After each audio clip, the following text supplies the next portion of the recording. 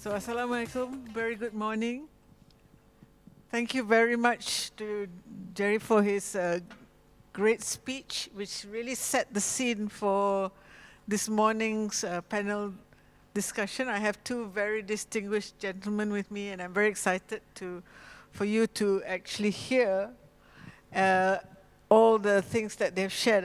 I've had a wonderful conversation with them over breakfast, and I think we are ready to hear some very exciting things. So putting into context, so today's topic is Tech for Tomorrow, harnessing technology to end food insecurity. Just to set the scene about food insecurity, I mean, I don't think this is something that is alien to all of us. The fear of not having food in the context of what we see in the global scene, you know, we can take a few minutes to reflect on, you know, our more unlucky friends across the world who have no access to food at the moment, and you know, reflect how lucky we are to be in this situation. But having said that, food insecurity affects all of us in the current scenario of geopolitics, of climate, of availability of land, of economics. It's really a very holistic issue. But today we are going to be very specifically looking at how technology can mitigate some of these challenges. So when we talk about food security, we're talking about, by definition, of a few factors that is to be considered. One, that food must be available for all, regardless of socio-economic standing, regardless of location, regardless of age. Food must be available, whether it's grown locally or it is brought in. Food must be accessible. So food must be accessible means that people should be able to afford to get the food or be able to access, to reach the food, for the food to be able to reach them. The third aspect is that food must be able to be utilized, and I think Jerry alluded to this, that food must be able to provide the nutrition, the nutritional value that is needed by the population. So in Malaysia, you know, we have to address this in particular. We are a country that's facing a crisis in terms of non-communicable diseases related to nutrition. We are a country that is facing a crisis in malnutrition in our children, and that's because of the lack of utilization of good, nutritious food, and something that we have to reflect when we talk about food security. And last of all, of course, sustainability. If we want to be really secure in our food, we have to be sustainable. But there's so many challenges, and I think all of you know this. One is, of course, the biggest challenge in Malaysia is that we don't grow enough food, or we don't breed enough food. And so we are very highly dependent on imports. Yeah. So that alone is a major issue. But having said that, there is a series of other challenges that we have to take into account as well when we talk about preventing food insecurity. So food insecurity basically is when you don't have any of the four characters that I mentioned earlier: accessibility, availability, utilization, and sustainability. So if you look at Malaysia's population, we are expected by the 2030 to have a population of 40 million. And the increase in demand of food, and this was in a recent article by one of our agencies as well, there's going to be a 60 to 70% increase in the demand for food. That is huge.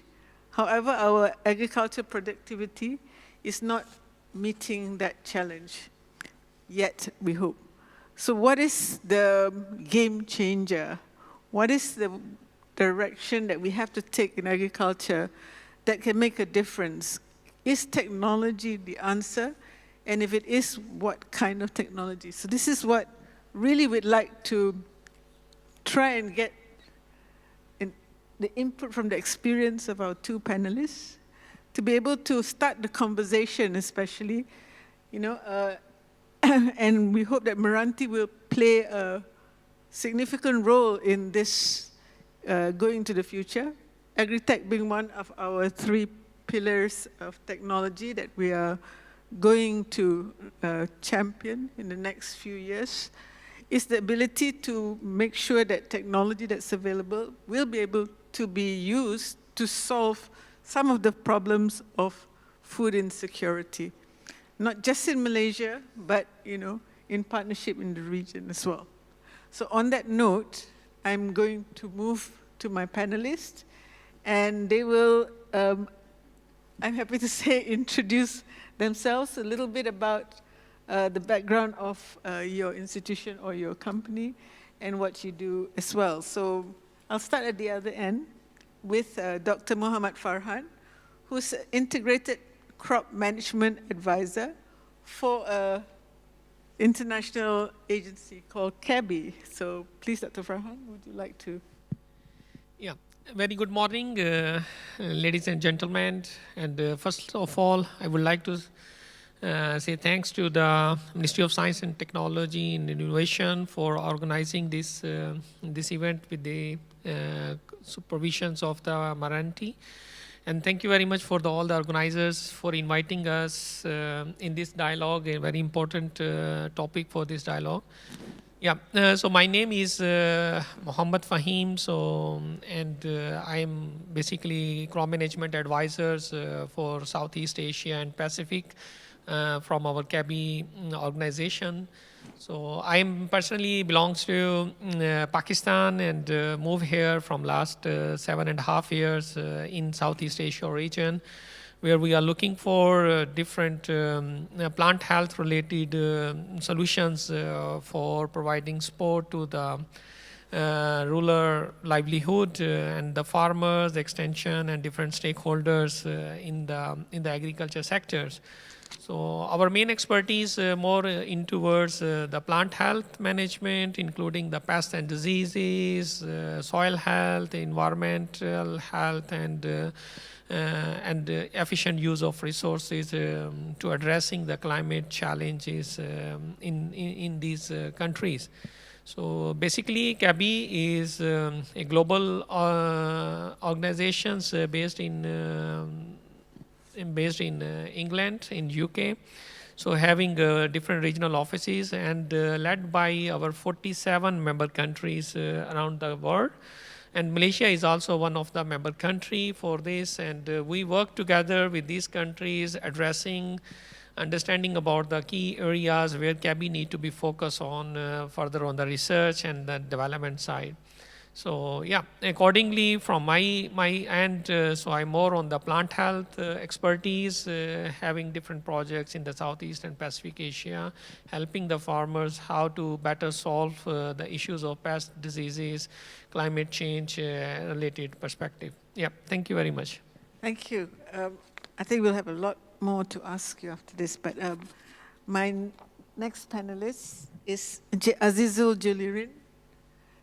Before we allow him to say anything, I'd like to share and congratulate Azizul, as he has just been awarded by the Ministry of Agriculture, Anugerah Peladang Jaya Kebangsaan for 2025. So this is a man with real experience, and really this is what we want to hear from people who are really working on the ground, and especially in Malaysia, which most of you have extensive experience. So please, Azizul, a little bit about yourself and your experience. Okay, thank you very much, Professor Rafina. Assalamualaikum and very good morning to all fellow delegation. My name is Azizul Julirin. I'm from Kundasang, Ranau, Sabah, Malaysia. I live in the foot of the Mount Kinabalu. And I was born in 1988. I'm the founder and owner of Kundas Aqua Farm, founded in 2015, right after the earthquake hit in Ranau, specifically in the exact date is 5th of June 2015. I graduated from University of Sabah in aquaculture. So my background actually is in fisheries, but both of my parents is farmers for more than 30 years. Also my grandfathers and our great-great-grandfathers. So I inherit the spirit of farming since my great-great-grandfather. And this is not my normal attire actually. I'm always wearing a boot, straw hat, and being this platform, given opportunity by Mosti and Meranti is really an honor and a humble journey for me. Okay. I try my best to share my experience because I'm not always on stage sharing my experience to international delegation. I'm speaking Malay, but I try my best to share whatever I can deliver. Okay, I founded my company Kunasan Aqua Farm right after the earthquake that hit Ranau. During that time, my parents were among the affected farmers.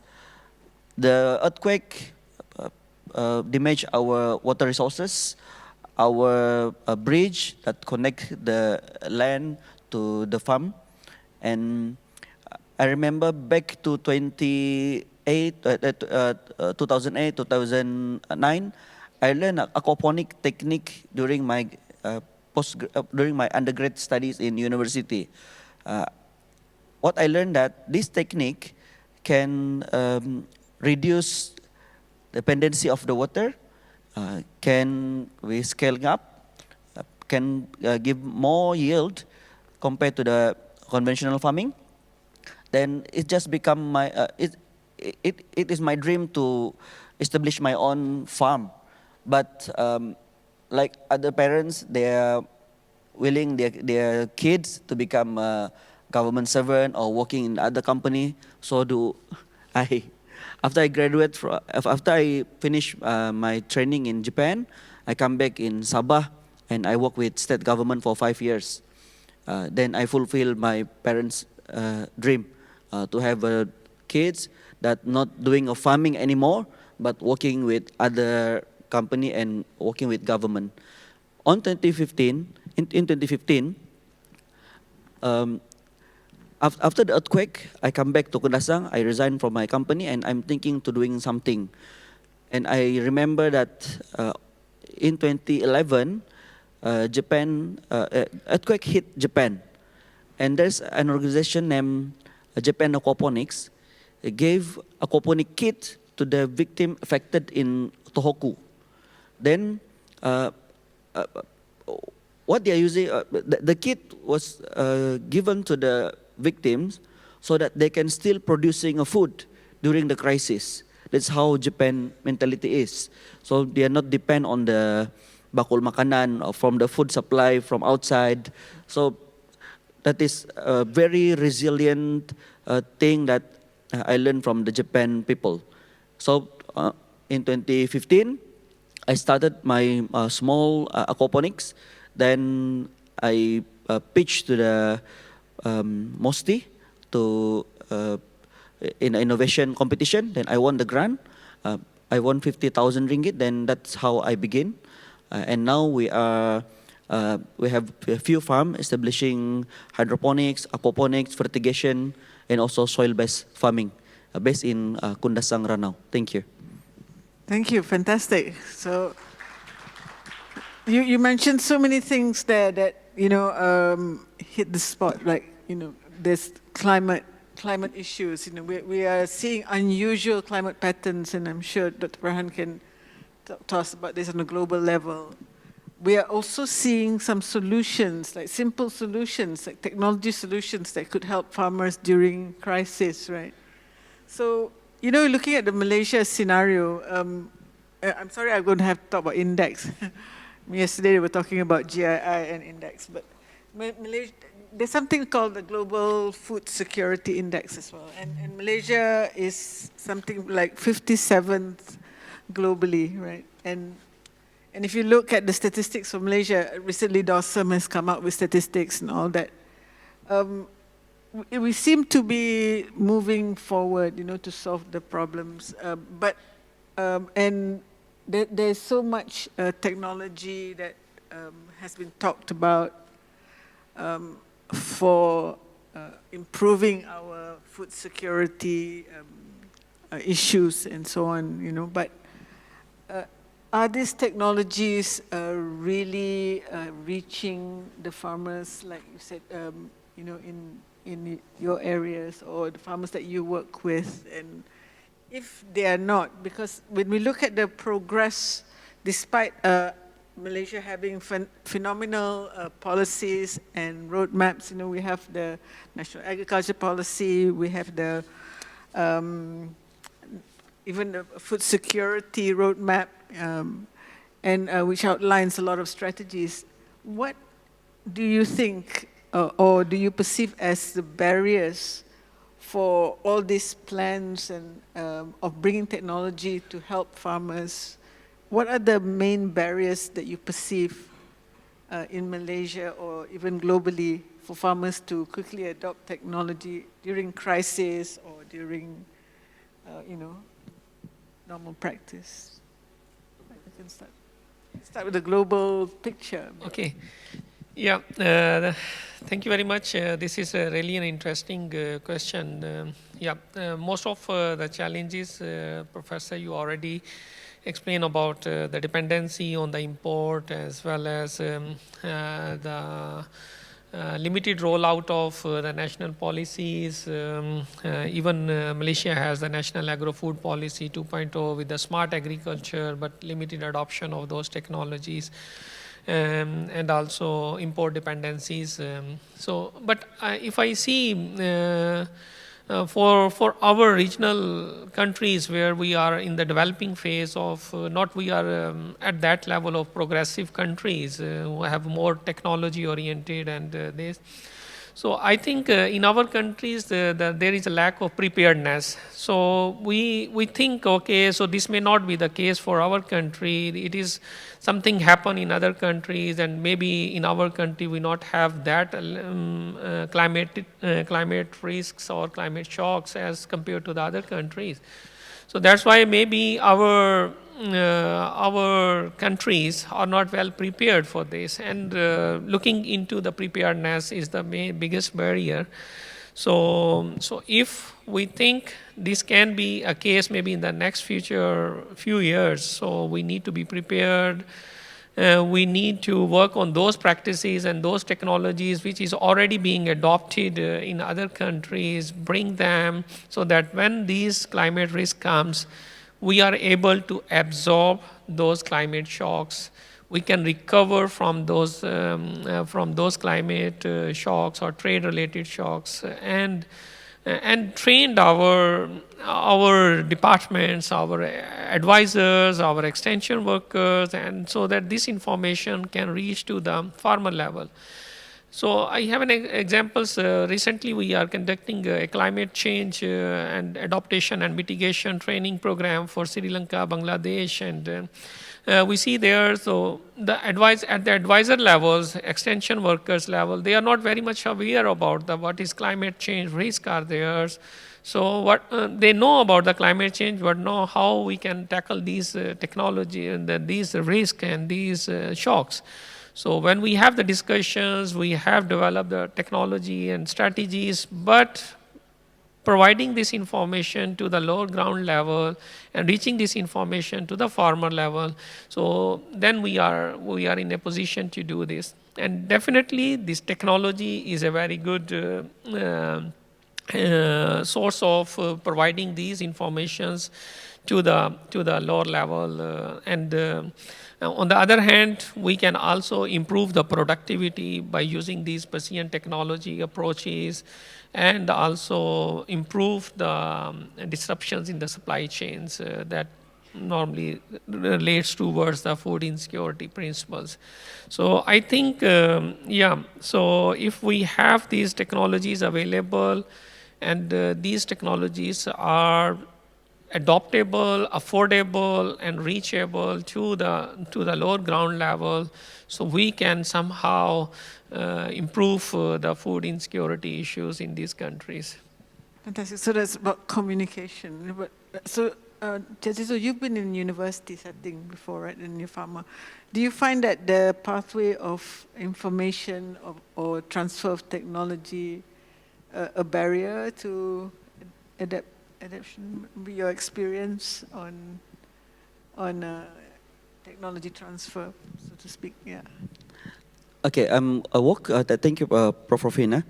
I work closely with University Malaysia Sabah, and we established a Highland Agriculture Learning and Research Center in Kundasang, managed by my company.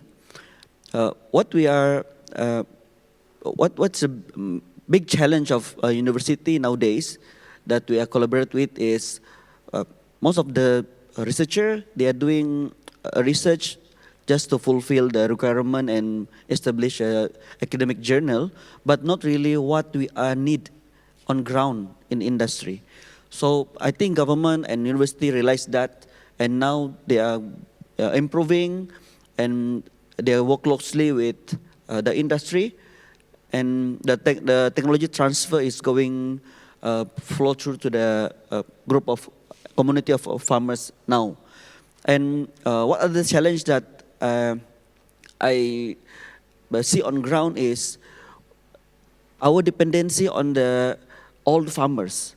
We are depending on them, and all those technology that we want to introduce to them is not affordable, and they takes time to adapting a new technology. Like we are talking about Industrial Revolution 4.0, IoT,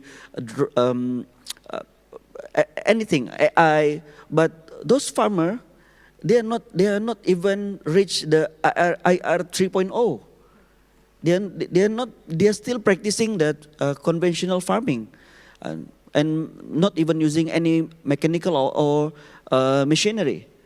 So we are introducing them something that far beyond their ability.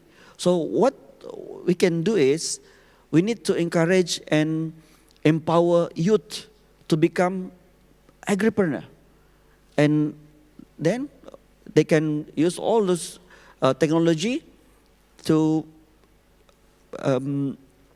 secure our food security. So what is stopping, because you've worked in the interface, right? What is stopping our young people from looking at the agri industry as a tech industry rather than as hard labor, DDD industry? Yeah. For me, myself, it start from home. Like my parents, even I born in the farmer's family, they are not encouraging me to become a farmer. That is the doctrine that been taught to us since I was a kid. I was in the primary school. You work, you study hard, you study smart, go to university, and don't be like us. Then all those people, all those kids believe that. And when they are graduating from university, then when we introduce them to agriculture, that is not what their parents taught in their home, back to their home. So it must be a national agenda. Start from our home. Start from the bottom to the top to the bottom. So what we need to do now is we must look the agriculture business. Agriculture not only for those who are not finished their school, not for 3D anymore, the dirty, dangerous, and difficult work, But as same as we encourage our young people to become a doctor, to become an engineer, to become a teacher, same as that, so that they can see the agriculture not only for those who are not finished the school, but as a platform for them to, I mean, you can still be and you can still learn engineering, you can still be a scientist, you can still learn science stream, and then you become a you become agripreneur, because we need a lot of smart people, especially to manage, to practice all the technology, and this is the people that we need in the future, now and future. It's fantastic idea, but I know that a lot of young people they falter because, you know, to go out and, you know, if you want to start a tech startup in KL or something, you know, you have your co-working space, you have your incubator, your mentors, but you want to start a farm, it's a little bit of a challenge. Should there be an intervention, Dr. Farhan, by government, say, to set up like, I don't know, incubator farms, for instance? That means where the infrastructure is pre-prepared, and that the young people then can enter, you know, not from scratch, because, you know, unlike yourself, because you have a family history of farming and you understand it, but for most young people, they've never been, you know, beyond playing, you know, the hockey field or football field, you know, let alone to go to the paddy field, you know. So would it be a concept that is worth investing in, for instance, that you have incubator farms and you bring young people in to manage their own plots or something? And what kind of financing model would that take, maybe? Yeah, I think this is a very good point, and this not only in Malaysia but all over in almost in the Asia. This is the challenge for engaging the youth into the agriculture sectors, and it is really true. So, so the youth is not willing to work in the field and coming into the field and agriculture, and there are more urbanization approach is there.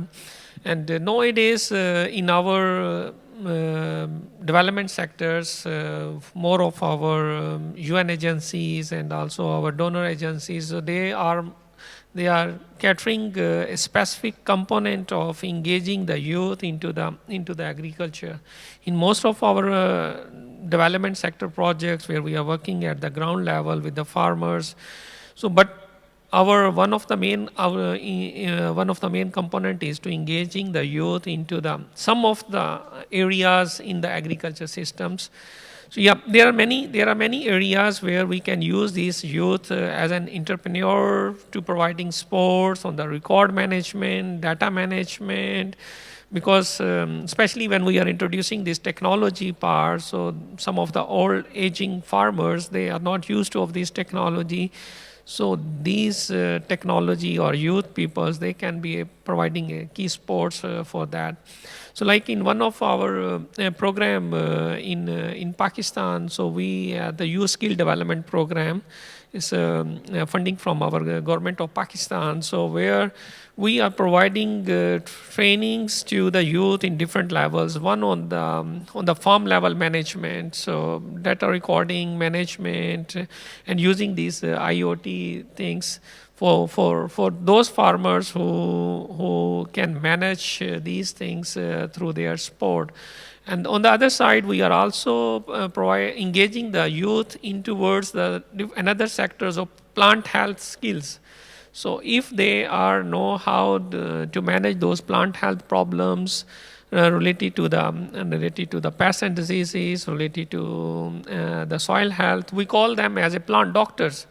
So we train them as a plant doctors for the youth, and supported with this technology, with the AI diagnosis support, with the different knowledge platforms that KABI has on the bioprotection portals, where we have the safe options for the pest and disease management, low risk options, pesticide risk reduction program. So these plant doctors will supported with these information and also with the access to the diagnostic and link them to the community of the experts in each of the countries. National experts are linked with those plant doctors who are providing advisory supports to the farmers on their plant health related problems. And then later on, we are also developing the overall plant health system in the way that these plant doctors with the youth engaged in the advisory sports, they can also link with the labs as well. For example, if sometimes these samples the plant doctor receive, he is not able to diagnose it, so he get the resource from the expert group, and if an expert group is not able, they can send these samples to the labs, and then these labs are providing them the sports. So yes, I think there are other areas as well where the youth can be engaged in the ground level to provide the advisory supports and for the farmer level. Fantastic. So, it's just not linear, isn't it? The agriculture careers. There's a lot of tech careers as well in agriculture. But it brings to the point, what you are talking about. I love the Plant Doctor app. There is an app that I also see. But it requires a lot of data and information, right? Do we have enough? I mean, do you have access to data and information that can help you? Is that something that in Malaysia that we need to work on, or in your experience? When I started my aquaponics farm back to 2015, 2016, I tried to search and find any information in internet, in any government agencies, but it's not many, especially in Malaysia. So meaning that back to 10 years ago, we had lack of information, lack of technology. Now it's different. I think right after the pandemic, food security become the national agenda because we feel insecurities, we feel desperate, and it show that we are react, but we are not. I mean, we only react after we facing a difficult time. Yeah. Okay, and thanks to Department of Statistics, they held a very good work. I think since last year, and now they already launched the statistics, agriculture statistics, and we can refer many information there. And now we realize that most of the farmers in Malaysia not practicing very low adapting in technology. So that is what really happened on the ground. So there's a lot of room for improvement. If what I can say now is for real-time data, we don't know how many, like in my place in Kundasang, in Ranau, we don't know how many people, how many farmers that growing certain varieties of vegetables at this time. You have no idea. Yeah, we have no idea. But actually we can do that. Just establish our apps for monitoring, for the farm monitoring, and teach all of the farmers just to key in the data, and we can get the real data. But they must be assisted, they must be facilitated, and we must assist them all the time, not a one-off program. Because that will solve a lot of issues related to wastage, isn't it? Yeah, wastage. Post-harvest, I think just now also Jerry talked about post-harvest wastage, that because there's no connection between the grower and the market before, right? Especially if you're quite far away, like in Kundasang, there's logistics problem. But now with 5G, IoT, and big data, all this, I suppose this is very possible now. But I guess this is where investment should go in, maybe, is this the priority, you think, for technology in agriculture? Dr. Farhan, do you think this is the area that we should be spending money on? Yeah, I think that's my answer. Simple is yes. Yeah, so technology is very important for this time and era where we can have more production from a smaller piece of land if we are using the proper technology and precision agriculture, proper resource utilization, and that also contributes towards the climate perspective of greenhouse gas emissions, decarbonization issues, and also deforestations. So yeah, technology can provide this kind of a support. But yes, the most important thing is how this technology we can see is a need for a farmer. So if this is addressing the real need of the farmers, then technology is easily adoptable at that level. So, but if we are talking only about the high level technology, superficial things, and as Azil said, so if it is not for the smallholders, simple information generating, actionable information generated for the smallholders, then adoption is very difficult. Like one of our program in Africa is pest risk and information system. So in pest risk information systems, what we are doing, we are using this all superficial technology at the back end. For example, we are using the satellite earth observation data, we are using weather data, pest modeling information, and real-time pest data from those countries, and analyzing this all the information and the data into a productive information, and then change this information into actionable alert systems, so that these farmers receive a kind of a simple alert messages. Okay, this is the condition, this is the weather, this is the crop, and then there can be a problem of this aphid in your crop. There can be an increased problem of any disease in your field. So please keep an eye on your field, and then if this happens, so use this practice. So these simple alert systems for smallholder farmers is very useful, because he doesn't concern about how happening in the back end, how this information is being generated. So with this program is about 1.8 million farmers from 2020 until now. They receive this kind of alerts in 4 of the African countries, and there is about 13% increase in yield and 18% higher income being reported.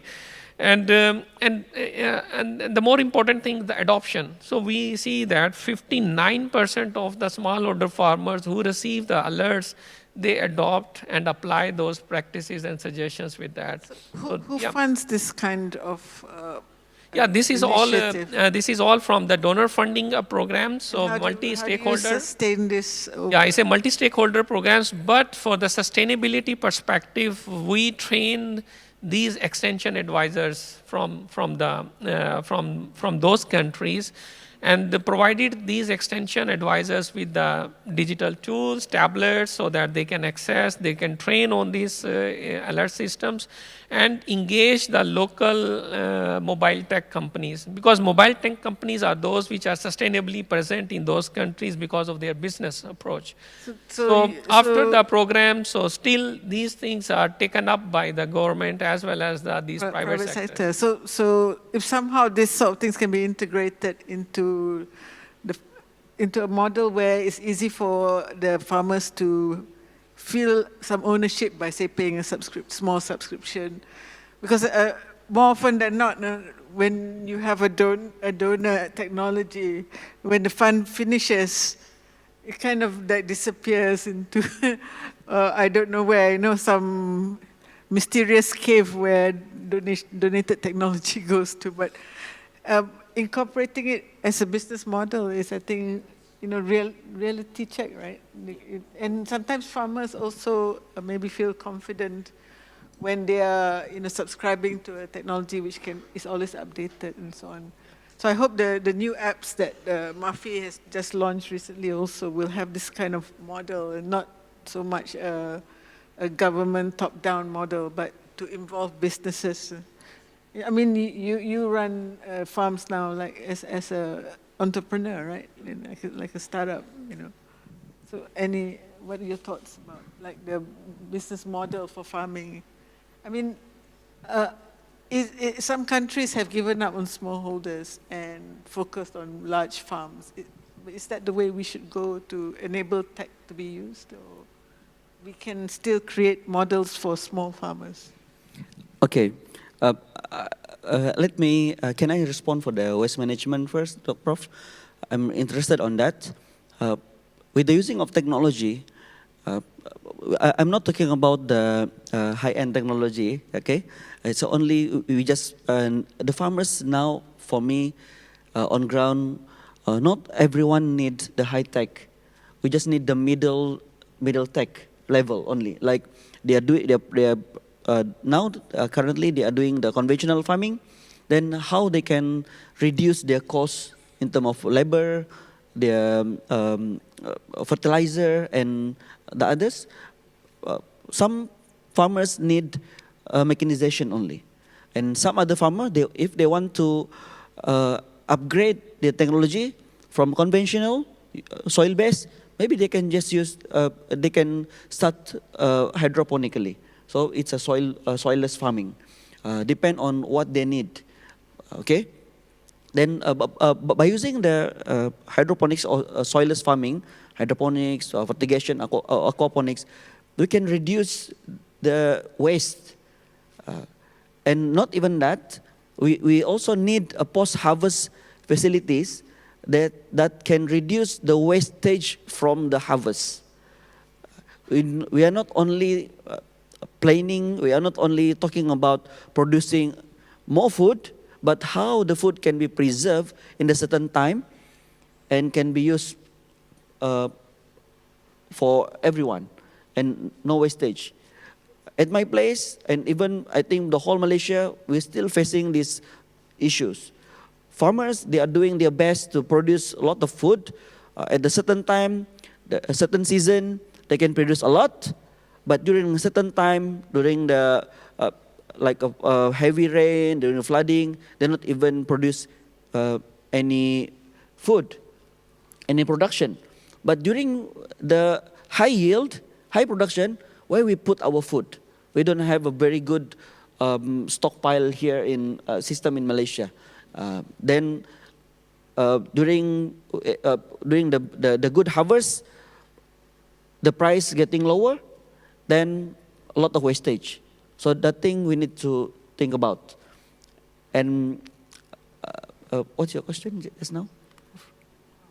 What was my question? I also forgot. The question was about what kind of model. Model, okay.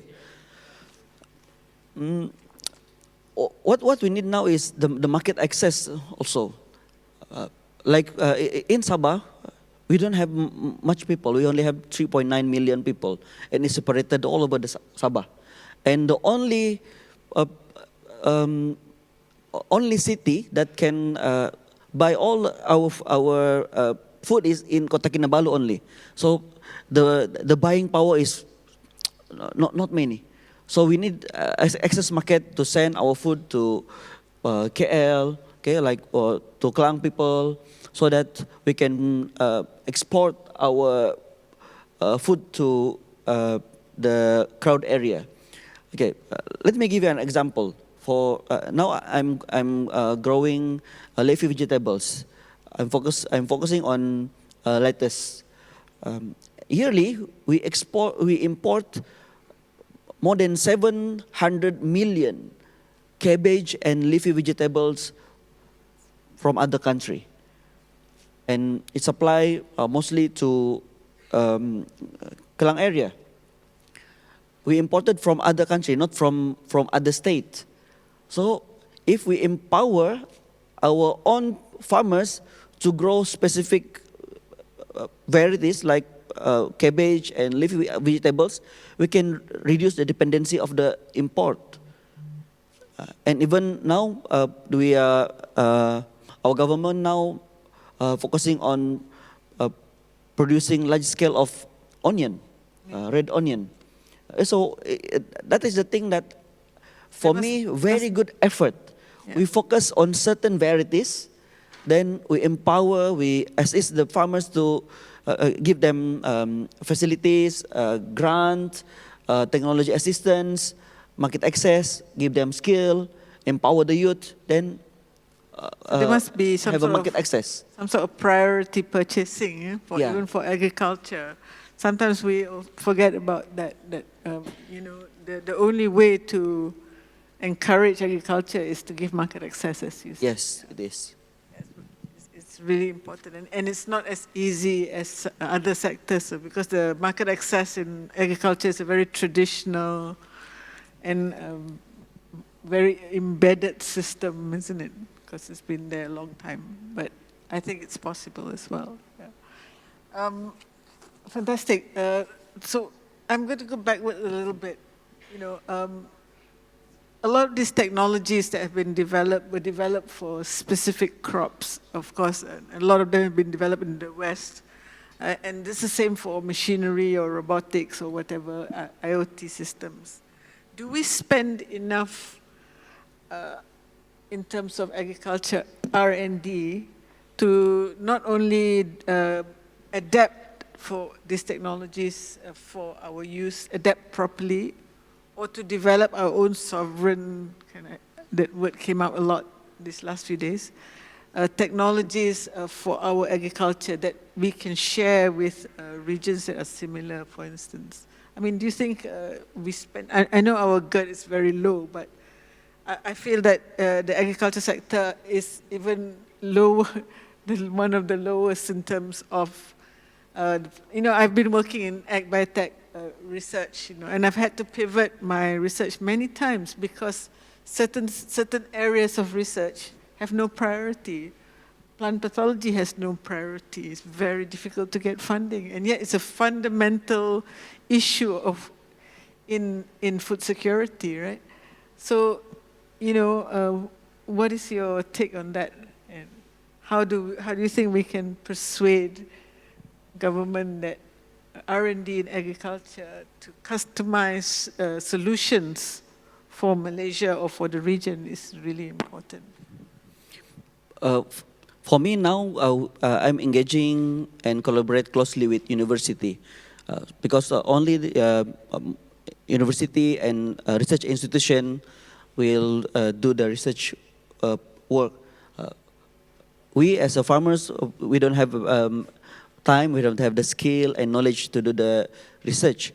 But what I'm seeing now is it's getting better and getting, it's get the interest, attention from university and institution. Even past 10 years, if we are talking about Mardi in Sabah, back in Borneo, I think a lot of people in Sabah don't know what is Mardi, is it?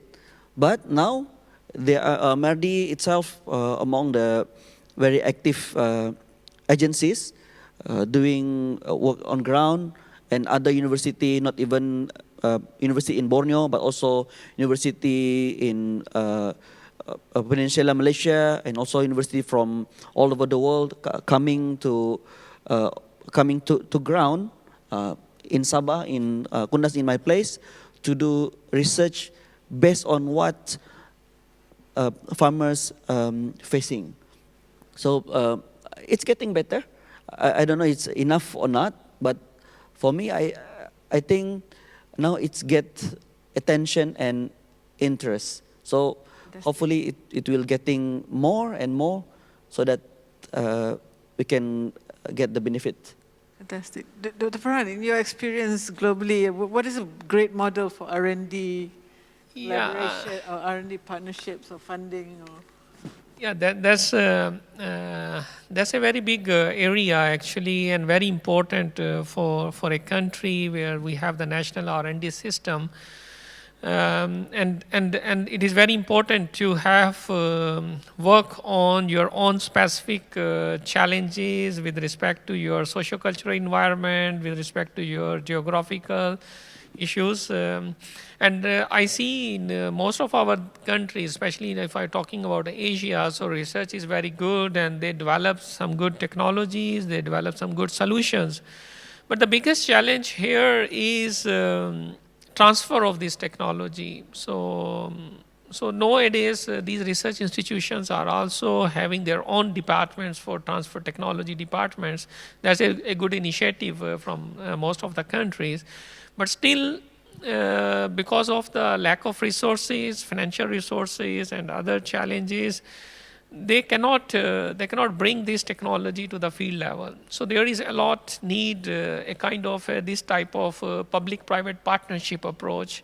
So like Mr. Azizul said, so he engaged with those universities and research institutes, providing some supports and applying this technology in the field level, and the other farmers are taking off that. So similarly, in case of I know there are many biocontrol projects, products, research from these research institutes, very productive, very efficient in controlling and managing the pests and diseases. But our research institute not have the mandate to commercialize those products.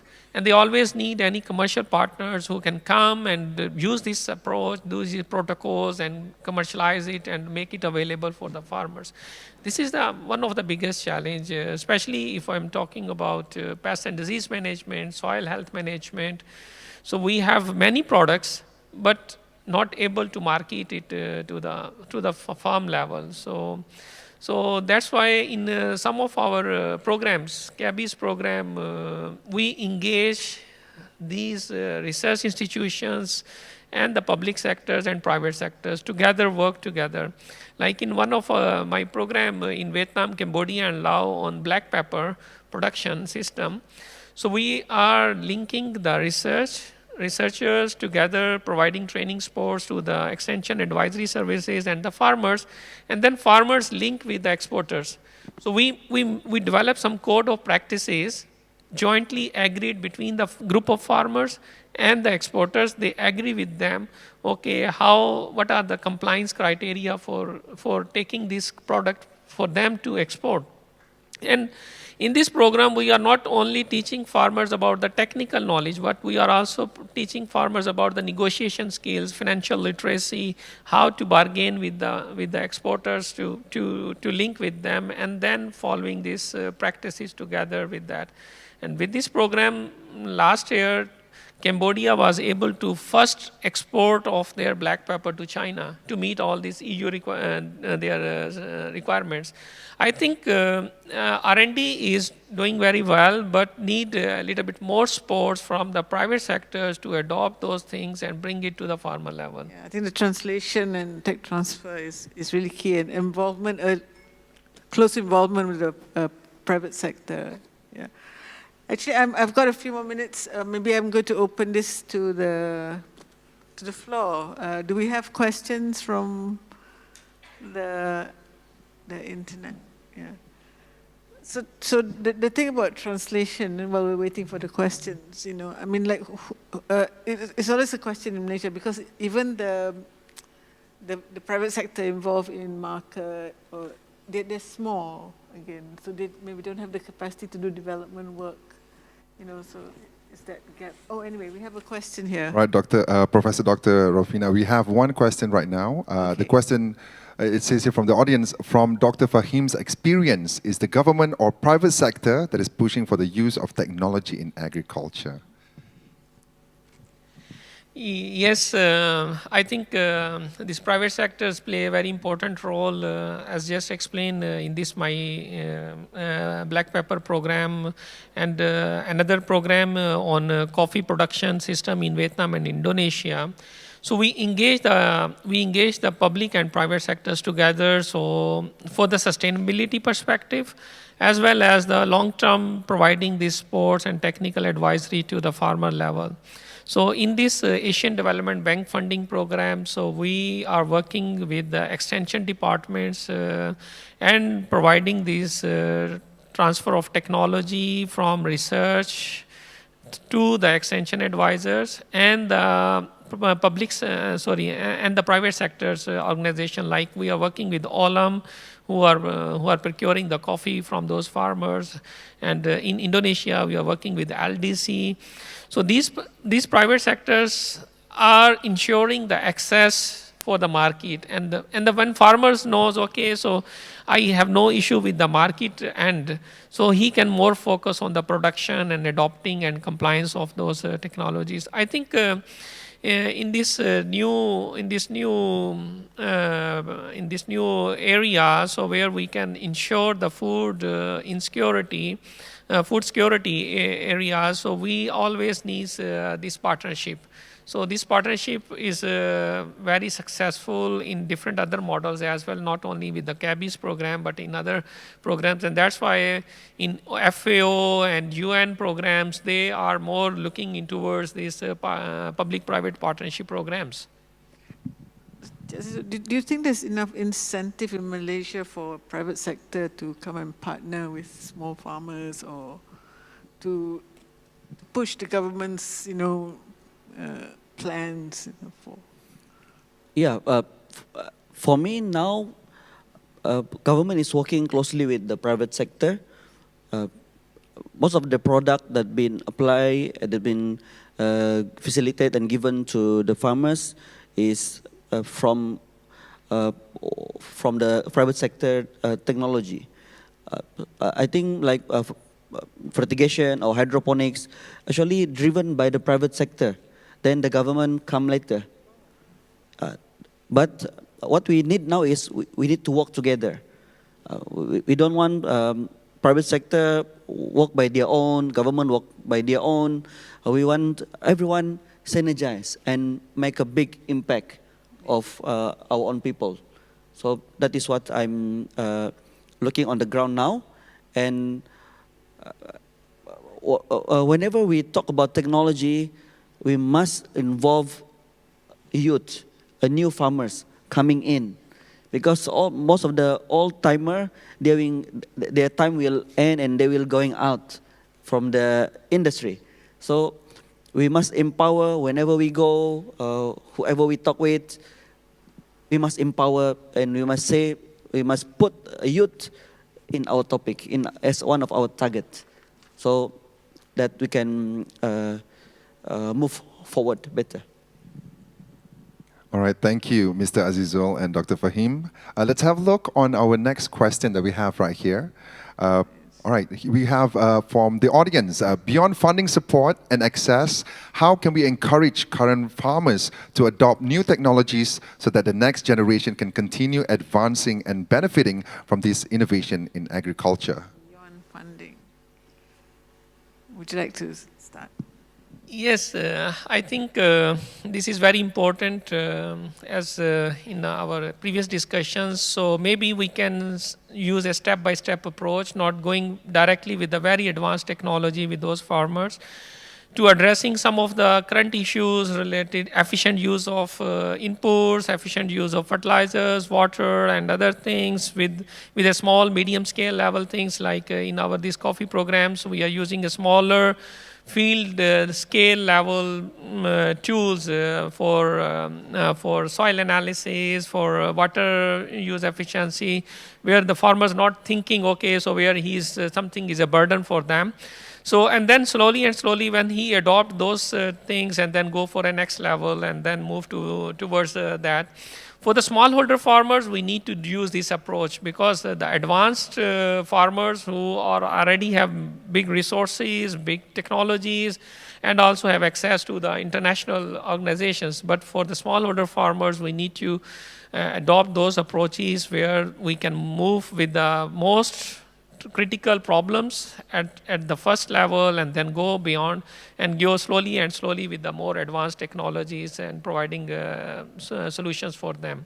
I think that's a really cool approach, because it's really to level the playing field first, right? To get everybody to a certain level and then move up together. Because, if you're doing, like you're putting a very advanced smart farm, in the middle of smallholders, it's not going to not going to make as much difference. There'll be issues of accessibility and equitability of technology. Is that, I mean, is that how you would approach it? Or? Yeah, for the current farmers, I agree what Dr. Fahim said just now. We're not pushing them too much. So what been happened on ground now is government they're moving they're approaching towards a farmer association. In each parliamentary there's a farmers association. I'm one of the board of members in Kinabalu Farmers Association, which is based in Ranau. And anything that they want to implement to the farmers, they must be in a group of farmer itself. It's a not approach to certain or small group, but we need to gather them all, so that we can. We are not wasting time to approach or searching one by one, but we are approaching them in a group. Yep. And the technology must be suitable for their level. So the assessment of need is very important, yeah. So on that note, we've kind of almost run out of time. A last message from you, a big ask or want. Maybe we'll start with Dr. Zizul and... Yeah, talking about technology, it's a must, but the more important thing is the people, who is the one who will practicing and applying it.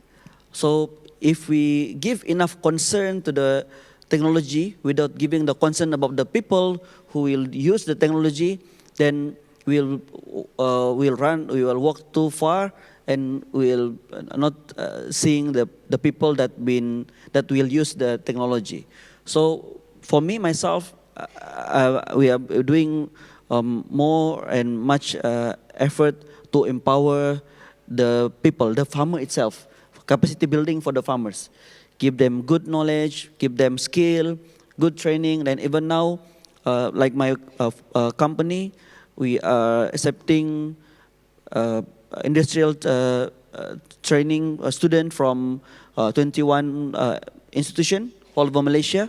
We're also doing more than, we also train more than 1,000 farmers, young and old-timer, so that we can empower the people and that we can implement the technology. Thank you. Thank you.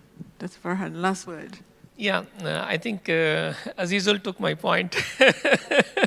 So yes, investing on the people, apart from the technology, is important. But anyhow, yes, if we are investing on the peoples and then make this technology more affordable, reachable, and applicable for a smallholder scale level.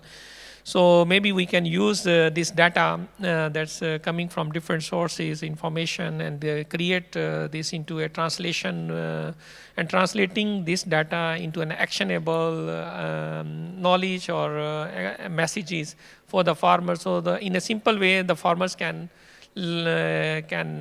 adopt those messages with these actionable alert systems. And so maybe at this level, our smallholder farmers are not in a stage to adopt the high tech, but they can use the low or medium level technology with actionable information into that.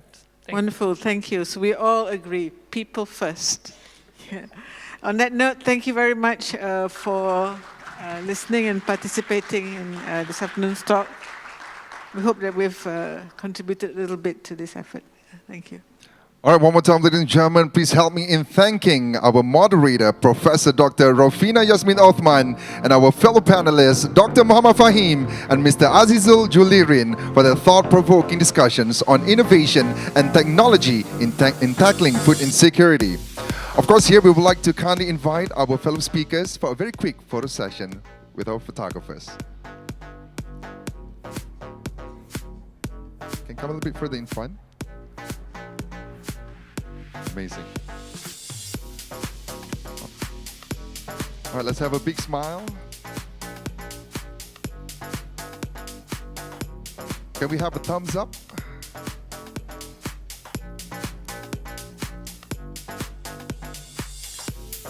Thank you so much. And again, ladies and gentlemen, another round of applause again for our moderator and panelists. And we kindly invite our panelists and moderators again to take your seats.